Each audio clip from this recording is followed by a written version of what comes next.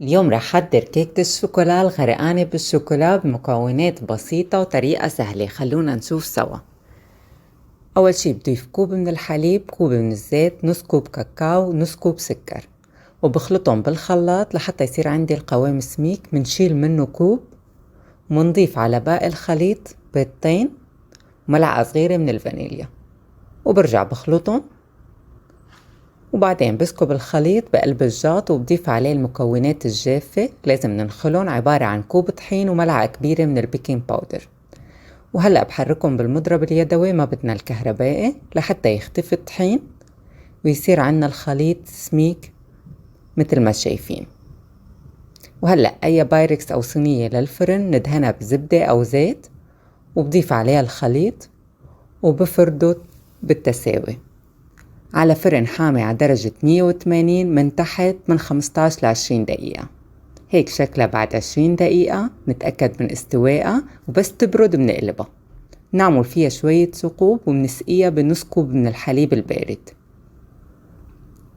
وهلأ للكريمة بحتاج ظرفين دريم ويب عبارة عن 72 جرام، كوب من الحليب البارد، لازم يكون بارد كتير منيح. تقريبا بدها خفق دقيقتين. منضل عم نخفقها لحتى تصير بهيدا القوام. منشيل منها نص كوب، بعدين منضيف عليها ملعقتين من الخليط اللي حضرناه بالبداية. نرجع منخفقها شوي، وهلأ منضيفها على الكيكة. لازم الكيكة تكون باردة مثل ما قلنا، يعني بحرارة الغرفة. وهلأ منحاول نفرد الكريمة بشكل متساوي ونملس الوش شوي.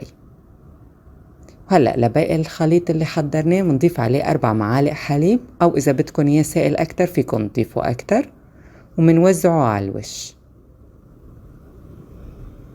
بهاي الطريقة.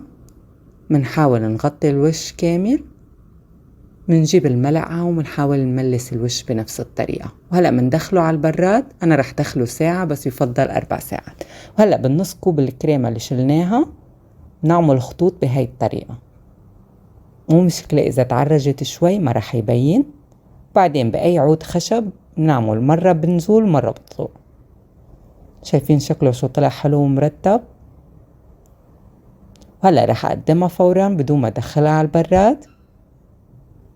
طبعا فيكن تدخلوها 4 ساعات بيجمد الصوص أكتر، بس أنا بحبها هيك غرقانة بالشوكولا. شايفين شكلها شو بشهي، وطريقتها كتير سهلة وما بدها مكونات كتير. بتمنى تنال إعجابكم وتجربوها وتقولوا لي رأيكم، وألف صحة وعافية.